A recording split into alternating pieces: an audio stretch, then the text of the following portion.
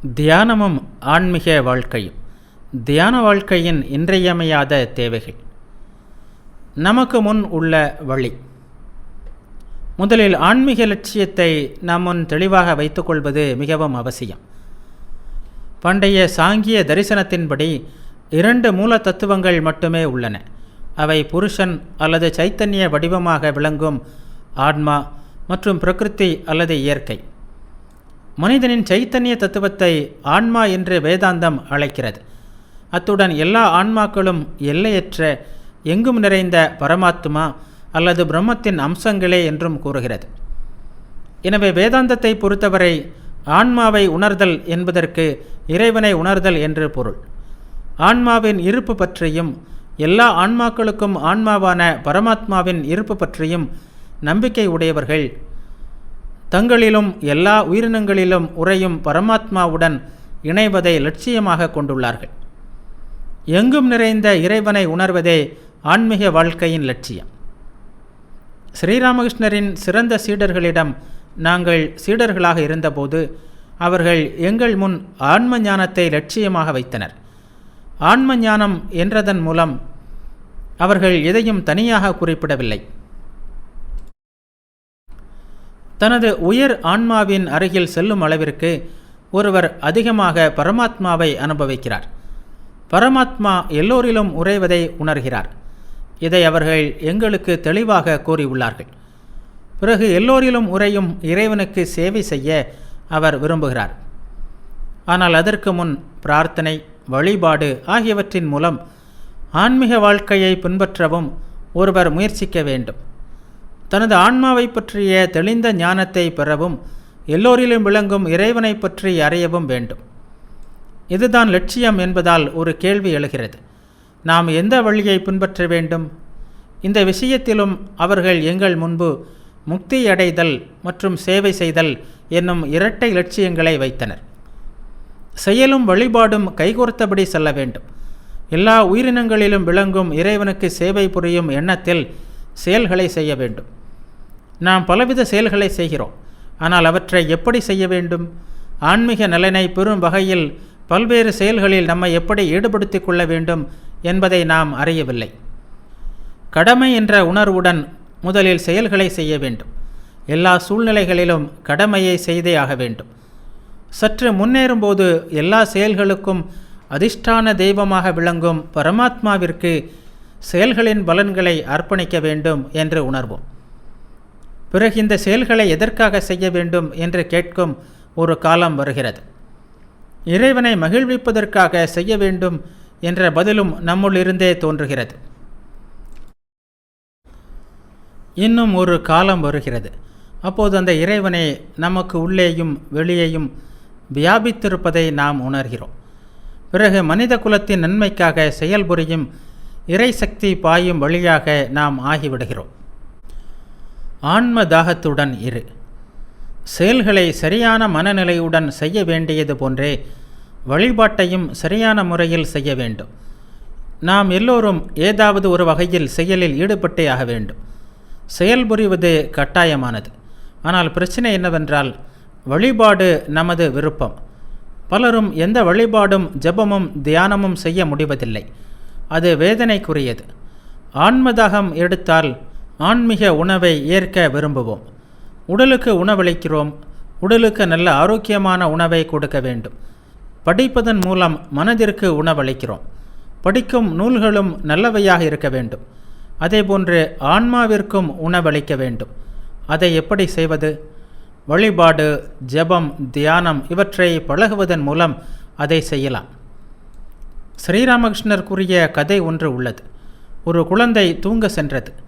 அது தனது தாயிடம், அம்மா, எனக்கு பசித்தால் என்னை தூக்கத்திலிருந்து எழுப்பிவிடு என்று கூறியது. அதற்கு அந்த தாய், மகனே, நான் எழுப்ப வேண்டிய அவசியமில்லை. உனது பசியே உன்னை எழுப்பிவிடும் என்று கூறினாள். உள்ளிருக்கும் ஆன்மா விரிவடையும் போது நமக்கும் ஆன்மதாகம் ஏற்படும் நேரம் வரும். நீண்டகால ஆழ்ந்த உறக்கத்திலிருந்து அப்போது நாம் விழித்தெழுவோம். ஆனால் வெறும் விழித்தெழுவது மட்டும் போதாது. விழிப்புடன் செயல்படவும் வேண்டும். அன்னை ஸ்ரீ சாரதாதேவியின் அன்பு மொழிகள் எனது நினைவிற்கு வருகிறது. பல உணவுப் பொருட்கள் அறையில் இருக்கலாம், ஆனால் அவற்றை சமைக்க வேண்டும். சீக்கிரம் சமைப்பவன் உணவையும் சீக்கிரம் பெறுகிறான். நாம் பலரும் மந்தமாகவே இருக்கிறோம். சரியான நேரத்தில் நாம் சமைக்க விரும்புவதில்லை. ஒருவேளை மிகவும் தாமதமாக மாலையில் சமைக்க விரும்பலாம். இன்னும் சிலர் சமைப்பதை விட பட்டினி கிடக்கும் அளவிற்கு மந்தமாக உள்ளார்கள். இயல்பாகவே அவர்களால் ஆன்மீக வாழ்க்கையில் எதையும் சாதிக்க முடியாது. அவர்கள் துன்பத்தையே அடைகின்றனர். சுவாமி பிரம்மானந்தரின் உபதேசம். வழிபாடும் ஜெபமும் தியானமும் மனதில் அமைதியாக செய்ய முயற்சிக்கும்போது முதலில் பலவித தடைகளை சந்திக்கிறோம். அது இயல்பானதுதான் என்று சுவாமி பிரம்மானந்தர் கூறுவார். அவரது ஆன்மீக உபதேசங்களை கொண்ட தி எட்டர்னல் கம்பேனியன் என்னும் நூலிலிருந்து சிறிது பார்க்கலாம். தினமும் ஜெப தியானங்களை பழகு. ஒரு நாளும் தவற விடாதே. செல்லம் கொடுத்து கெடுக்கப்பட்ட குழந்தையை போன்று எப்போதும் அமைதியற்று இருப்பது மனம். இஷ்ட தெய்வத்தின் மீது நிலைநிறுத்துவதன் மூலம் அதை மீண்டும் மீண்டும் ஸ்திரப்படுத்த முயற்சி செய். இறுதியில் நீ உனது இஷ்ட தெய்வத்தில் ஆழ்ந்துவிடு. 2 அல்லது 3 வருடங்களில் பயிற்சிகளை தொடர்ந்தால் விவரிக்க முடியாத ஆனந்தத்தை உணர்வாய். மனமும் நிலை பெற்றுவிடும். ஆரம்ப நாட்களில் ஜெபமும் தியானமும் சாரமற்றதாகவே தோன்றும். கசப்பு மருந்தை சாப்பிடுவது போன்றது அது. மனதில் இறைவனை பற்றிய எண்ணங்களை பலவந்தமாக திணிக்க வேண்டும். அதை விடாமல் செய்தால் ஆனந்தம் வெள்ளமாக பெருக்கெடுக்கும். பரீட்சையில் வெற்றியடைய ஒரு மாணவன் எவ்வளவு கஷ்டப்படுகிறான். இறைவனை அடைதல் அதைவிட மிகவும் எளிது. அமைதியான மனதுடனும் ஸ்ரத்தையாகவும் இறைவனை அழை. சுவாமிகளிடம் உபதேசங்களை பெற்றுக்கொண்டிருந்த சீடர் சில நேரங்களில் இவ்வளவு போராட்டங்களுக்கு பிறகும் நான் எந்த முன்னேற்றத்தையும் அடைந்ததாக தெரியவில்லை. இவை அனைத்தும் ஏதோ போலியானவையாக தோன்றுகின்றன. நானும் நம்பிக்கை இழக்கிறேன் என்று கூறினார். சுவாமிகள் அவருக்கு பின்வருமாறு கூறி நம்பிக்கை அளித்தார். இல்லை, அவநம்பிக்கைக்குள்ள எந்த காரணமும் இல்லை. தியானத்தின் பலன் தவிர்க்க முடியாதது. பக்தியுடன் ஜெபம் செய்தால் அதன் பலன் நிச்சயம் வந்தே தீரும். பக்தி இல்லாவிட்டாலும் வரும். ஏனெனில் முதலில் பக்தி வந்து சேரும். உனது பயிற்சிகளை இன்னும் சிறிது காலம் தொடர்வாய். அதனால் மன அமைதி வரும். தியானம் செய்வதால் ஒருவனது உடலும் ஆரோக்கியமடைகிறது. ஆரம்ப நாட்களில் தியானம் என்பது மனதுடன் போர் தொடுப்பது போன்றது.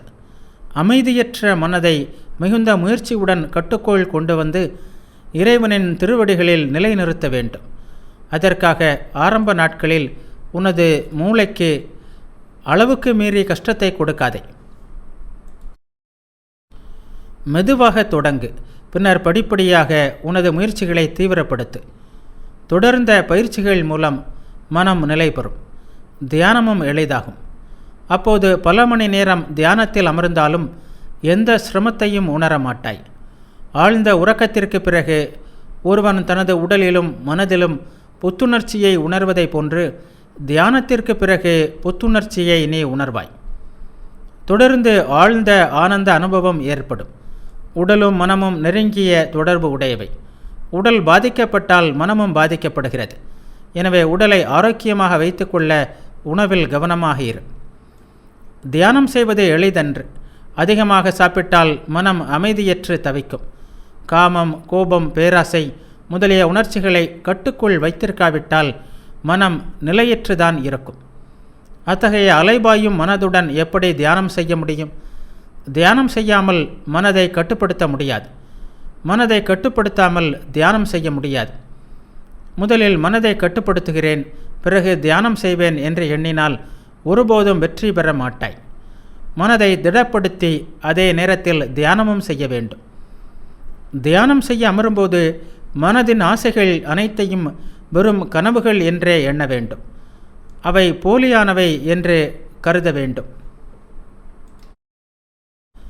மனதுடன் அவற்றால் ஒருபோதும் இணைய முடியாது. மிகவும் புனிதமானவனாக உன்னை உணர வேண்டும். இப்படியாக உனது மனதில் புனிதத்தன்மை படிப்படியாக நிறையும். இறைவனை நீ உணர விரும்பினால் சாதனைகளை பொறுமையுடனும் விடாமுயற்சியுடனும் பழகு. அப்படி செய்தால் தக்க நேரத்தில் இறை ஞானத்தை பெறுவாய். பரமாத்மாவை நேரடியாக உணரும்போது ஞானி ஆழ்ந்த அமைதியையும் பேரின்பத்தையும் அடைகிறார். மற்றவர்களிடமும் அவர் அவற்றை பகிர்ந்து கொள்கிறார். அதுவே சுவாமி பிரம்மானந்தர் எங்கள் முன் வைத்த லட்சியம். அதை அடைய நாங்கள் பின்பற்ற வேண்டிய சாதனைகளையும் அவர் எங்கள் முன் வைத்தார். ஆரம்ப நிலைகள்.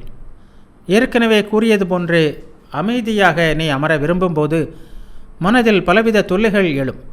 சில நேரங்களில் தியானத்தில் அமராத போது ஓரளவு அமைதியை உணரலாம். தியானத்திற்கு அமர்ந்தவுடன் மனம் கிளர்ந்து எழலாம். அது மட்டுமல்ல, உடலும் வலிக்கத் தொடங்கலாம். புலன்களும் தரைகெட்டு அலையலாம். மனதிலும் முடிவற்ற தீய எண்ணங்கள் பொங்கி எழலாம். அந்த நிலையில் ஜெபமும் தியானமும் ஒரு பெரிய போராட்டமாகி விடுகின்றன. ஆயினும் அந்த போராட்டத்தை கடந்து சென்றே ஆக வேண்டும். உடல், புலன்கள் மற்றும் மனம், அகங்காரம் ஆகியவற்றில் ஒரு குறைந்தபட்ச தூய்மை அடைவதை முதலில் எல்லா மதங்களின் ஞானிகளும் நமது லட்சியமாக வைக்கின்றனர். உடல் ஏதாவது நோயால் அவதிப்படலாம். அதனால் உடலின் பல உறுப்புகளும் ஒழுங்காகவும் ஒருங்கிணைந்தும் வேலை செய்யாமல் போகலாம். நமது புலன்கள் அனைத்தும் வெளிநோக்கு பார்வை கொண்டவை. அவை புறப்பொருட்களுடன் தொடர்பு கொள்வதில் ஈடுபாடு கொண்டுள்ளன. நமது மனம் பழைய சம்ஸ்காரங்களால் அடித்து செல்லப்படுகிறது. அத்துடன் மனதில் வேறொரு வித முரண்பாடும் உள்ளது. அதாவது நமது சிந்தனைகள் ஒரு வழியிலும், உணர்வுகள் வேறொரு வழியிலும், விருப்பங்கள் மற்றொரு வழியிலும் ஓடுகின்றன. அத்துடன் நமது அகங்காரமும் முரட்டுத்தனமாக உள்ளது. அகங்காரம் ஒரு சிறிய நீர்க்குமிழியை போன்றது. ஆனால் அது தன்னை பற்றி பெரிதாக நினைத்து கொள்கிறது. அது மற்ற நீர்க்குமிழிகளை மறந்து கடலையும் மறந்து விடுகிறது. ஆனால் அது மேன்மேலும் வளர விரும்புகிறது. அதனால் என்னாகும்? நீர்க்குமிழி வெடிக்கிறது. அதுவே பலரது விஷயங்களிலும் நடக்கிறது. நம் முன் தோன்றும் இத்தகைய பிரச்சனைகளைக் கண்டு நாம் பயந்துவிட வேண்டாம். ஸ்ரீமத் பகவத்கீதையில் அர்ஜுனன் பகவான் ஸ்ரீ கிருஷ்ணரிடம் கூறுகிறார், மன அடக்கத்தை பற்றி நீ பேசுகிறாய், ஆன்ம ஞானத்தை பெறுவது பற்றி பேசுகிறாய். ஆனால் எனது மனம் கட்டுக்கடங்காமல் திரிவதை காண்கிறேன். அதை என்னால் அடக்க முடியவில்லையே என்று அர்ஜுனர் கேட்கிறார். சீடனின் கஷ்டத்தை உணர்ந்த குருவான ஸ்ரீகிருஷ்ணர் மிகுந்த பரிவுடனும் அன்புடனும், ஆம், நீ கூறியது சரிதான். ஆனால் கட்டுக்கடங்காதது போன்று தோன்றும் அமைதியற்ற மனதை சரியான வழிமுறைகளை பின்பற்றுவதன் மூலம், வைராக்கியம் மற்றும் விடாத தியான பயிற்சிகளின் மூலமும் அடக்கலாம் என்றார். ஆன்மாவிற்கெல்லாம் ஆன்மாவாகவும் பிரபஞ்சத்தின் ஆன்மாவுமான பரமாத்மாவுடன் நாம் படிப்படியாக தொடர்பு கொள்கிறோம். சூழ்நிலைகளை பற்றி குறை கூறாதே.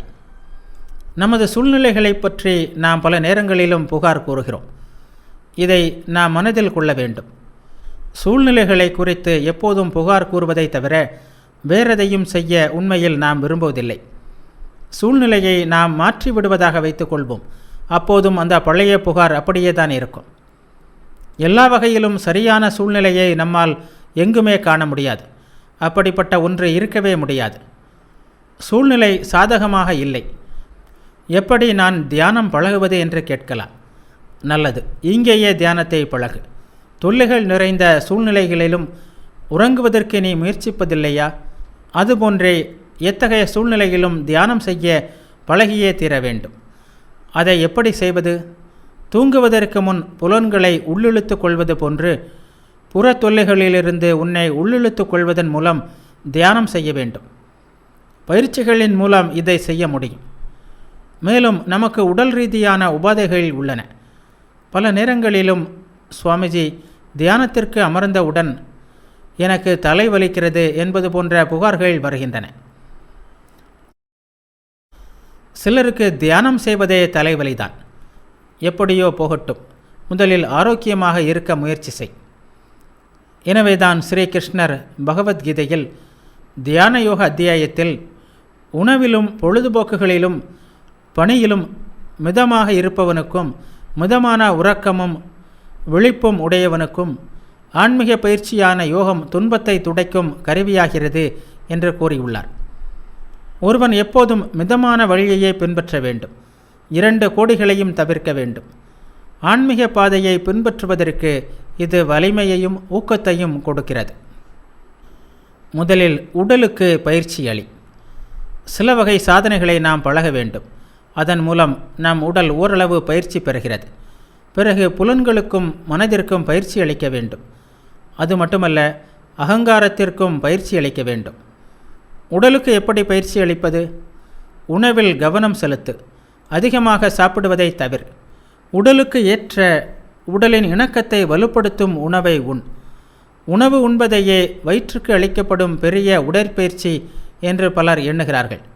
அது போதாது. ஆரோக்கியமான உணவை உண்பதுடன் உடல் உறுப்புகள் அனைத்திற்கும், குறிப்பாக வயிற்றுக்கும் பயிற்சி வேண்டும். அதனால் உணவு செரிமானம், உணவு சக்தியை உடலில் கிரகித்தல் மற்றும் மலஜலங்களை கழித்தல் இவை அனைத்தும் சீராக நடைபெறும்.